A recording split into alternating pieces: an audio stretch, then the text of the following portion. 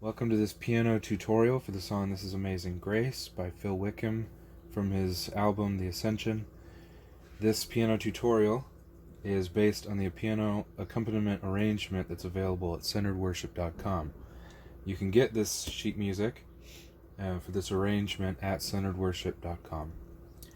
Alright, in this tutorial I'm going to go over it in sections. I'm going to take each section at a time, give some pointers on maybe some potential trouble spots, how to practice them, and then some creative ideas for making the arrangement different, maybe more difficult or simple. Alright, looking at the first section, the introduction right here. The only thing I want to draw your attention to, the piano takes that lead line that you hear in the synth in the song, but I want to draw your attention to the bottom note in the left hand. I'll get this closer to the camera. That B flat note there, and depending on what key you're doing this song in, it'll be a different note, is really important to hold down while you're playing these quarter notes with your other fingers. So instead of going like that, you want to hold it down. Here's how the two sound. Here's without holding it down. It kind of sounds empty. If you hold it down, it just provides a kind of sonic anchor. So I just want to draw attention to that. Might require practicing your left hand by itself to master that. Might be a technique you're not used to doing.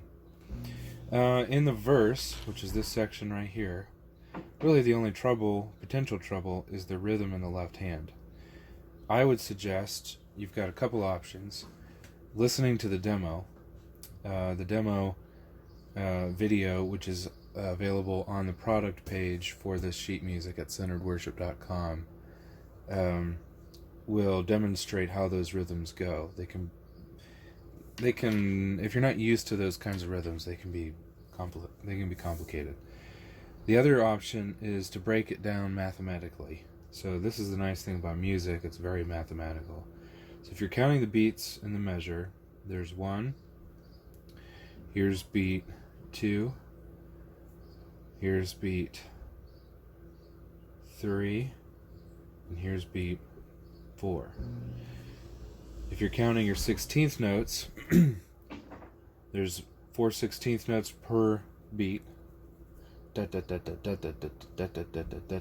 or as teachers like to count, 1E and a 2E and a 3E and a 4E and a. This 16th note lands on the of 3. So 3, E, and it lands on that right there. So 1E and a 2E and a 3E and a 4E and a, like that. Another thing going for you that can help is your right hand is holding down these 8th notes, and that 16th note here basically lands in between these two 8th notes. It's another way of thinking about it.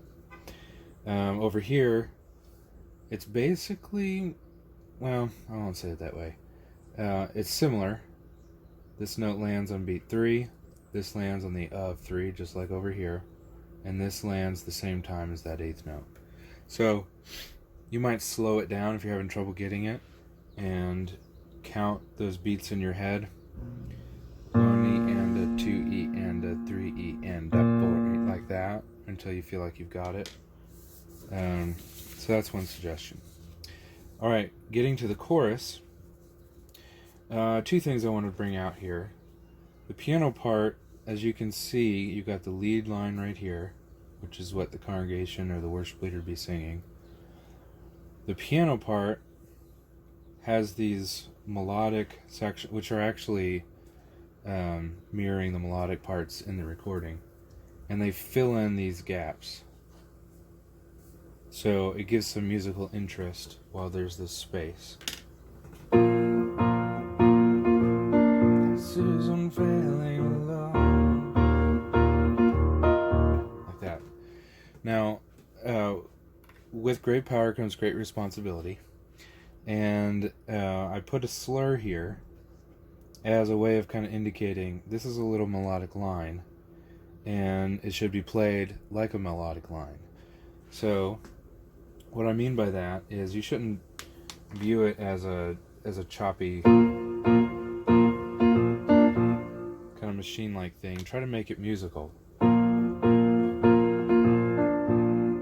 Now your left hand is choppy, and you've got it is a kind of choppy part, but to the extent that you can make it musical, make it sound as if the piano is singing that part, that will be the extent to which it is interesting, and would almost sound like an echo. And if you're playing this with the choir, that actually pairs well with what the choir is singing.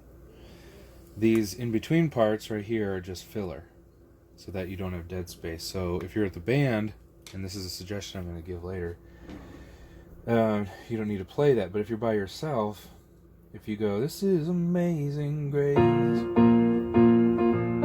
this is unfailing love," it's just kind of boring. There's not much there. So that's why I put that in there. This is amazing grace.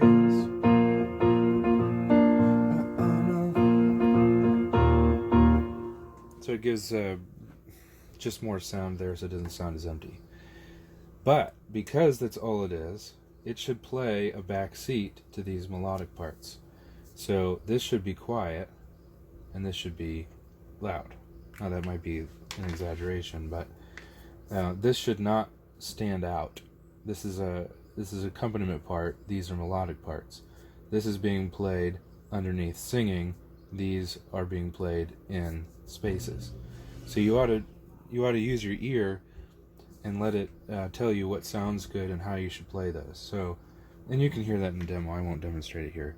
I try to play these much more prominently and musically, and these parts much more in the background.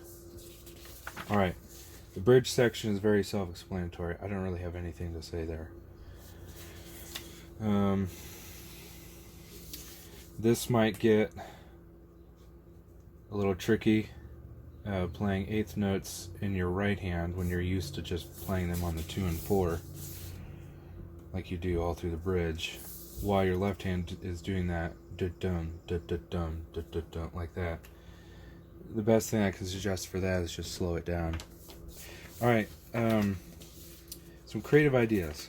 When you're playing this with a band, this is one of those songs that I've tried to find a middle ground in the piano accompaniment.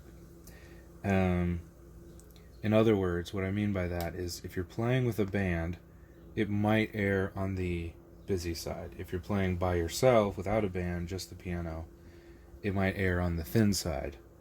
So I think either way it's going to work, but here are some ideas. If you're playing with a band, you might try playing the right hand part an octave higher. So instead of, you might play it up here.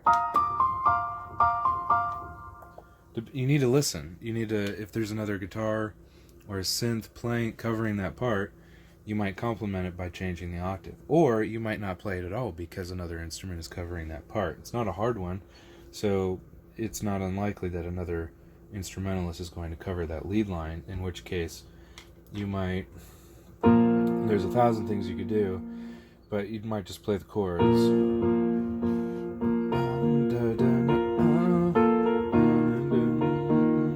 All I'm doing is that B flat and F, throwing them in there when it sounds right. Something like that.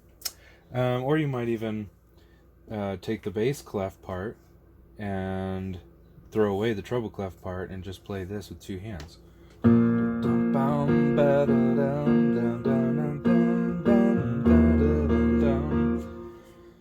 know, something like that.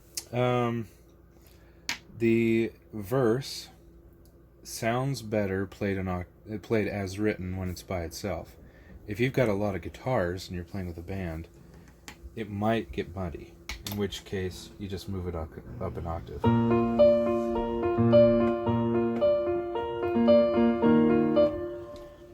Again, use your ear. Playing it up an octave higher is going to cut through, and it might actually sound really nice. Maybe verse 1 you do it as written, verse 2 you play it an octave higher. different ideas. You can also change the inversion. So right now, it's a B flat chord being outlined here. It's a B flat, F, D, F. So that's a 1, the 1 of the chord. And if you don't know the theory behind inversions, don't worry about it. It's not that complicated. You can find YouTube videos about it, and that'll help you wrap your head around it. If you do know inversions, it starts with the 1, the 5, the 3, the 5. 1, 5, 3, 5. Change it to 3, 1, 5, 1. So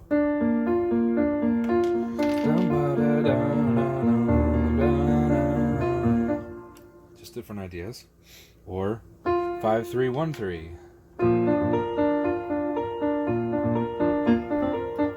I should also say some of these, it also kind of depends on what key you're in.